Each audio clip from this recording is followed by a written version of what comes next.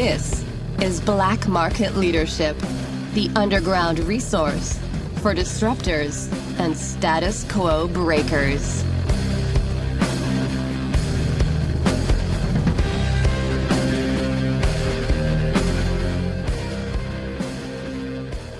All right, everyone. Welcome back to a new episode of Black Market Leadership. I am Kevin Black, and with me again is Jodi McCall. Say hello, Jodi. Hi, Kevin. This is going to be a very interesting podcast because, in a sense, we're going to be doing an after-action report. Some of you might call it a post-mortem, but as you know, one of the previous episodes that Jodi and I did was talking about the advantages of and benefits of using streaming services as a resource for leadership development, and that you can watch movies or series, and if you dissect them and analyze them in the right, correct way, you can get a lot out of it. Well, Jodi has been just incredibly helpful working on the Black Market Leadership site, which is up now, blackmarketleadership.com. So please check it out. And in our courses section, we have different movies as series that we've analyzed. And we recently finished, after 4 attempts, The Founder with Michael Keaton. And today we're going to talk about the trials and tribulations of analyzing The Founder, because, Jodi and I live in Arizona, she lives in Connecticut. And I'm assuming if we were in the same room together, probably ended up in blows, punching each other. It was extraordinarily. Well, maybe at the very least, someone leaving the building and slamming a door. I don't know if it would have been blows. I think we do, have a pretty good friendship that probably wouldn't happen. There definitely would have been curse words and door slamming. I'm pretty positive. I'm assuming something would have been thrown because. So. We want to talk to you. We want to talk to you and even tell you basically the story of how we did The Founder and why it began as chaos, and but we're very happy with the end product. Very happy. So, first of all, how do we even do this, Jodi? How do we lead this thing? Well, I think first of all, we both really enjoyed the movie. So I think one of the tough elements of picking something that we're going to put on the website is, finding something that is enjoyable to watch. It can't feel like a chore. So you're starting with something that's enjoyable to watch, but then when you go on to the part of what are you going to teach, you have to kind of set aside the enjoyable part of watching it and try to look at it with a different lens. And that's when it becomes tricky.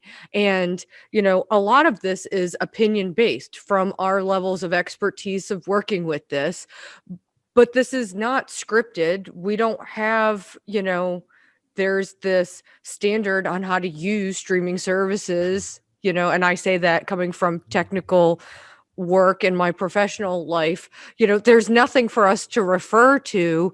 So we're two individuals that have similarities, but definitely some differences, trying to collaborate and to make something from nothing. And that can be extremely difficult. Absolutely. There's no playbook. I mean, technically, I think we're writing the playbook on it because we now have a really good, we have a very good process in place, but it's taken, it's been a trial in some sense. So, overall, I love The Founder. I saw it in the theaters. You saw it online. And I love that movie, but what's the first thing that comes to your mind when you watch this? If there's one topic you could reduce it to, what is it? What would you say it is? Well, from a learning aspect or an average person watching it? Average person watching it. The Ray Kroc's a jerk. It's like, that's the biggest thing to overcome. Or at least, when I've talked to people, especially when we're in the middle of doing something, it's like, oh, watch this movie, whatever. And then they call you up and that's the feedback, so you got to get past all of that.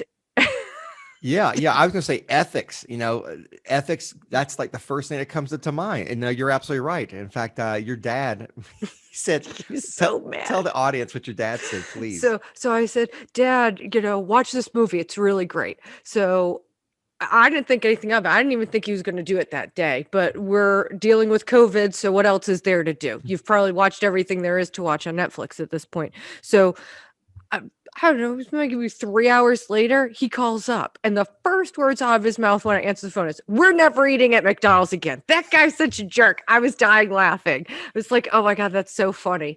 So yes, he was very passionately reacting to how Ray treats the McDonald's brothers, which all I could do is laugh because I like the movie for the lessons that you get from it, and I'm not really focusing so much on the ethics portion, but that's what his total takeaway was. And it was absolutely hilarious to listen how upset he was about it. Yeah. So I'm not sure how that came up. Either you brought it up or I did, but I love that movie. But I remember just walking away. I felt so uncomfortable because I liked early Ray Kroc. I love the ambition of the big picture, but boy, the ethics part really bothered me. And the first thing I thought of was when when we talk about analyzing it, I'm like, I don't want to talk about ethics. And the reason is there's so much stuff out there about ethics, about servant leadership, and I've humility, all these terms which I really don't really necessarily agree with. And I've given my reasons in other podcasts. I was like, I don't want to deal with this because it's such a broad category. And truthfully, you're not going to get anything out of it, having that discussion, the same old topics that everyone's talking about. So you and I then talked about what could we get out of the founder, and the categories were just there's a variety of them. I wanted to say that, the ethics piece, if that's what somebody was going to focus on, there's so many other things that you miss. Like if you want to focus on the ethics of Ray, you don't actually see where in some aspects he was correct. If the whole mission for the whole movie was to franchise McDonald's and to grow it, he did the right things. And they didn't.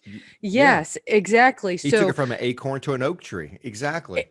Exactly. So it's like, yes, he did do some things that were unethical. I mean, presenting a blank check when somebody's in the hospital is just like not great. I think that aspect and the opening the McDonald's right across from them, those were like his two darkest moments. But if you focus on that, you just see him as the bad guy. You don't see him as actually achieving the mission that they agreed upon. Yeah. So when you and I were first talking about this, we different issues popped up that we thought we could focus on. One was strategy. Both sides had a different view of strategy. But even deeper though, because I said to you, I think at the second attempt, I'm like, you know what? Maybe it's really vision. It's not just strategy, but the strategies are really products of their vision. Both sides had different visions, but they didn't articulate them. And I thought maybe that's it. But then you brought up the point, behaviors. There's a huge element of behaviors here. And the fact that they don't really understand one another and they don't articulate their behaviors, you have this calamity. But then by the third attempt, I said, no, it's actually motivators. Behaviors are an element, but motivators, what they're actually pursuing in life, that's a clash. And then, so basically for the audience here, we taped session 1, and halfway through, Jodi and I got mad at one another, like, stop. We'll stop here. And then we fume. And 30 minutes later, we're on the phone talking to another. Okay, let's try that again. Session 2, same thing happened halfway through, roughly an hour. I'm like, no, this is wrong. This can't be it. We end halfway through. We fume. 30 minutes later, we're on the phone. Finally, we do session 3. And I think we did the entire 2.5 hours of session 3, right? And we were happy with it. But then I had an epiphany because you were right on your description of his behaviors, of Ray Kroc's behaviors, and I was wrong. I was wrong because I was looking at how he was masquerading. And by the way, for those of you listening to this, when you do a behavioral tool, make sure your tool that does not just tell you the real person, the natural self. It has to show you how they're masquerading. And that's how you know a good tool from a general or decent tool. Ray Kroc in this movie masquerades, and he portrays himself one way versus who he actually is. My initial estimate was wrong. So I'm like, God damn it, Jodi, we got to do this again. We got to do number 4. And you are a good team player. Like, fine. What? Well, Yeah. I want it to be a good product too, you know what I mean? And it's a learning experience. And, I think, for people, I see it a lot on like Facebook right now. I don't know if it's midlife crises from people that I went to high school with or COVID and the craziness that we're going through now, but it seems like a lot of people are doing these business adventures, something out of the ordinary, starting small businesses, all those things. And when you do something like that, you could potentially be going down a path not traveled, which is fun and exciting, but it's not going to just be easy. It's not always going to fall into place the first time, and I think with the streaming services element that is part of Black market leadership, there's examples of that in various shows. We see that in, American Playboy. I saw a lot, and quite frankly, it really helped me get through the process of the founder in the resources section. I wrote a review on a show, Halt and Catch Fire. It's based off of what has happened with the computer coming about, a personal computer, but it's all drama. But there's a lot of starting business, friends working together, the drama that goes on with that and whatnot. So again, that was dramatized. This is real life. But seeing that when you're trying to create something and get something to market and it's never been done before, there are disagreements. There is a lot of passion. That's why you're probably in the room to begin with. And sometimes the passion and the opinions bubble over. But I think, what is important is if you can all come back together. Whereas in that show particularly, that doesn't always happen. Yeah, that show's about it's a fictional company that's competing against IBM, and very small. I don't want to say startup because I think I watched 4 episodes. I had to stop it. I'm like, this guy, that lead character, he's just he was awful. I mean, Ray Kroc was better than he did. You got to give him a shot. He gets better. There's 4 seasons. I know. So for the audience here, we did it for the 4th time, and I realized there's one thing I did not mention. We actually came to an agreement. Of what the show was about, and this really reminds me. You know the old acronym, KISS, keep it simple, stupid. You've heard that. I've always believed in KISS, the acronym, keep it smart, stupid. Keep it smart, and what I mean is, we could have kept it very simple and just focused on behaviors. We could have been very simple and just focused on, the vision, the strategy. Those things are absolutely true, but that's not the essence of the movie. And what do we agree on? We ultimately agreed on there are many elements here, but it's the pillar. It's one of the 2 pillars of leadership, the people element. If you watch The Founder, the people element is so abundant. It's so in your face. And it touches on behaviors. It touches on motivators. It touches on their decision-making processes. And when you understand those, then you understand why they strategized the way they did, or they didn't, why they executed the way they did, or they didn't. So it took some real soul searching. And I mean, I was in my backyard, walking in circles, talking to Jodi about this. And we ultimately came to it that it's not strategy, it's not behavior, it's not motivators, it's all of them. But they all are wrapped under the people element of leadership. And that's what we focused on. And I'm very happy with the final product after the 4th time. But for the audience, though, I kept reminding Jodi, not that she wasn't. I'm like, whatever you do, make sure you smile. Make sure you smile. Because we were both tired of doing this for the 4th time in a row. But we did it. And it looks really good. I totally agree. I'm very happy with it too. And most importantly, I'm happy that we're not doing it a 5th time. It's such a good movie, and there's so many great lessons. And for the audience out there, oh my God, there's a director who I'm working with right now in an organization, probably $100 million organization, and I'm not exaggerating, that the very issues in that movie are happening in her company right now. Oh, wow. Saying yes, you have Wow. someone who is very, very high level detail oriented, and you have a chief executive who is very, very big picture and fast paced, and they are not aligned in vision, and that is affecting how they work together and how they strategize. So after doing this the fourth time with you, I heard this. I'm like, oh my God, this is the founder. This is the founder in real life right now. Yeah.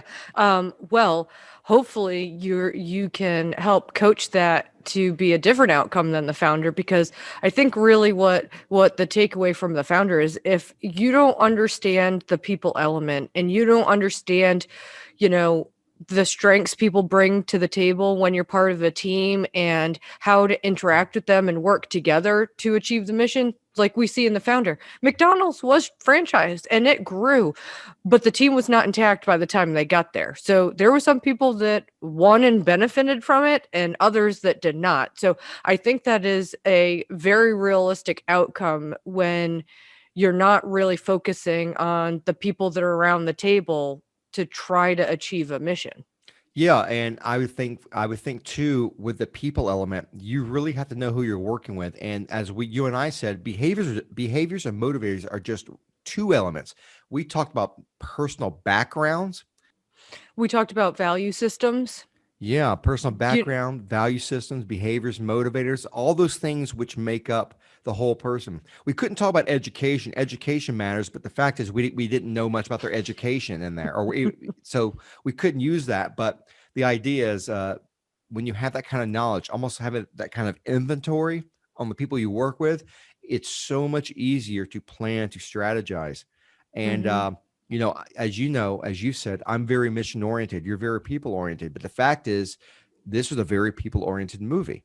So mhm. I was like, you're absolutely right. And then I focused on that, made that my mission to focus on the people.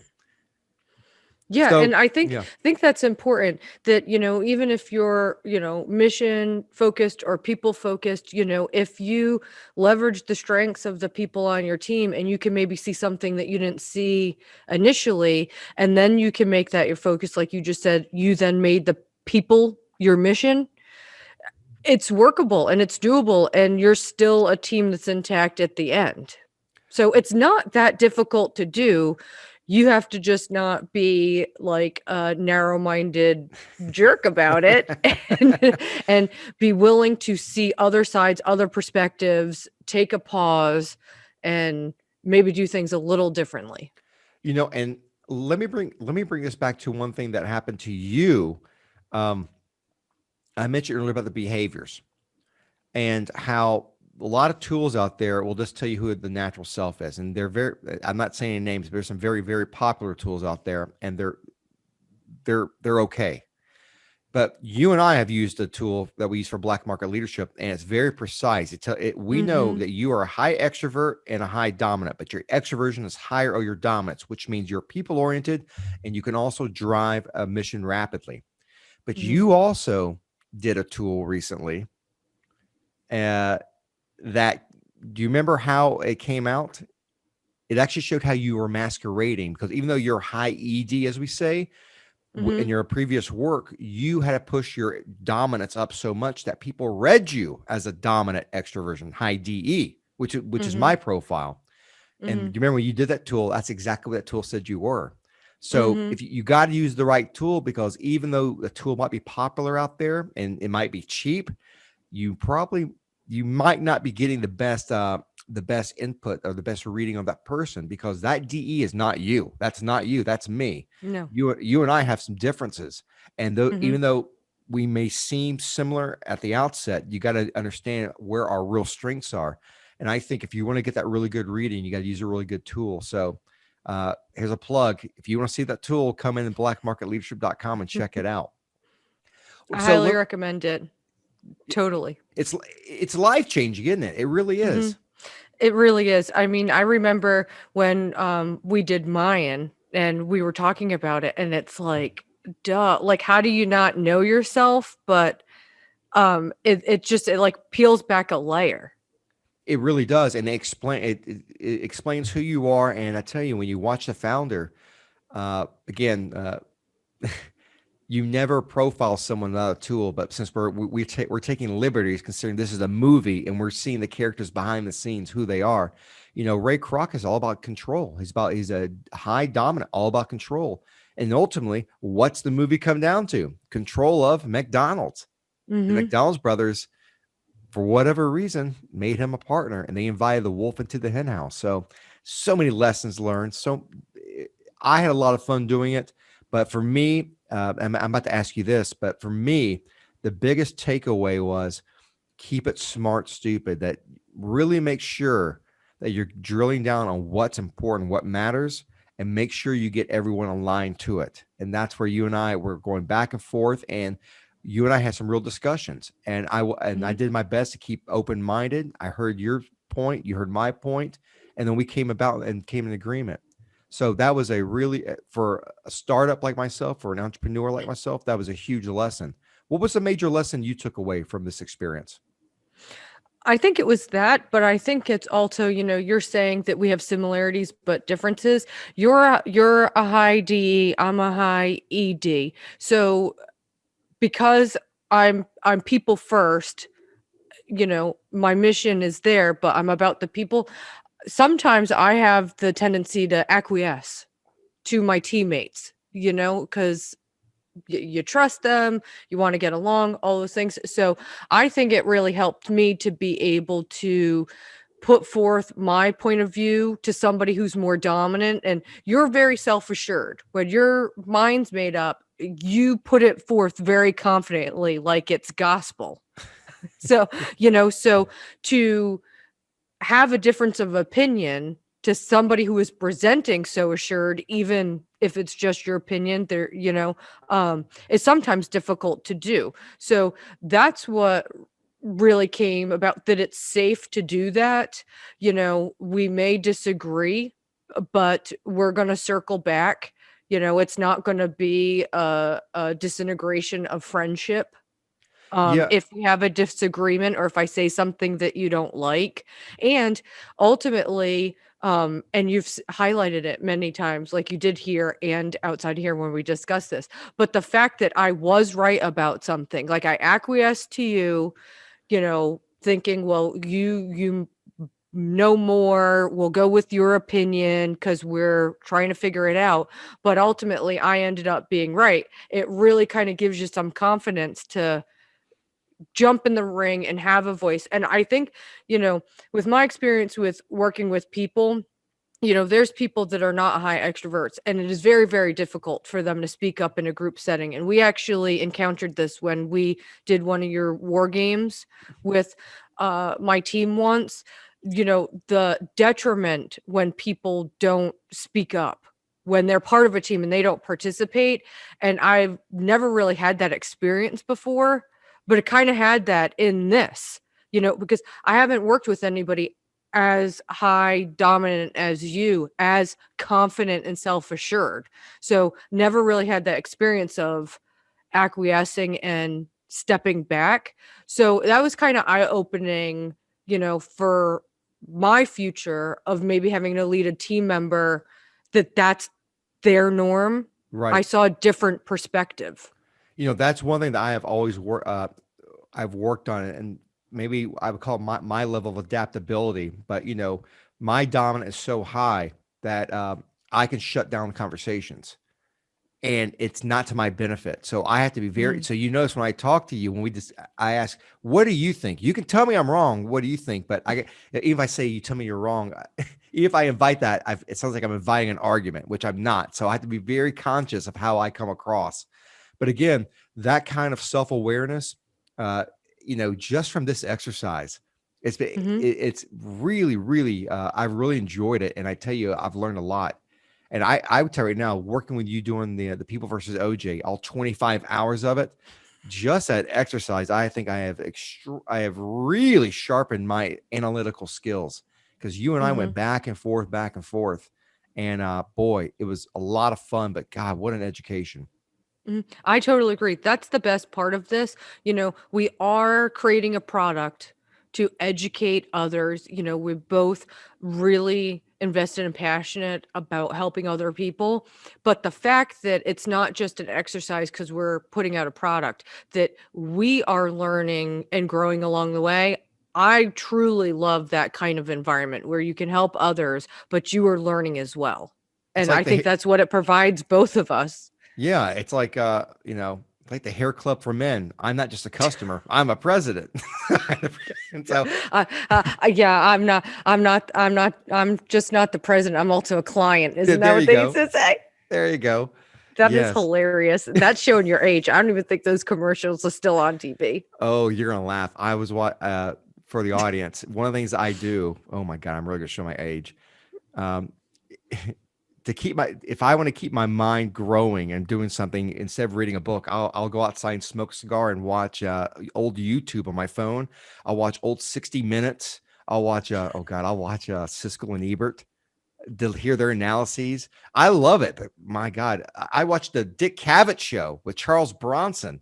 That my childhood hero. So I love YouTube, but the point is, it's constant learning. It is constant learning, and the founder was a trial, and the fact that we did it 4 times, it's a testament that I believe in the product. I think you do too, right?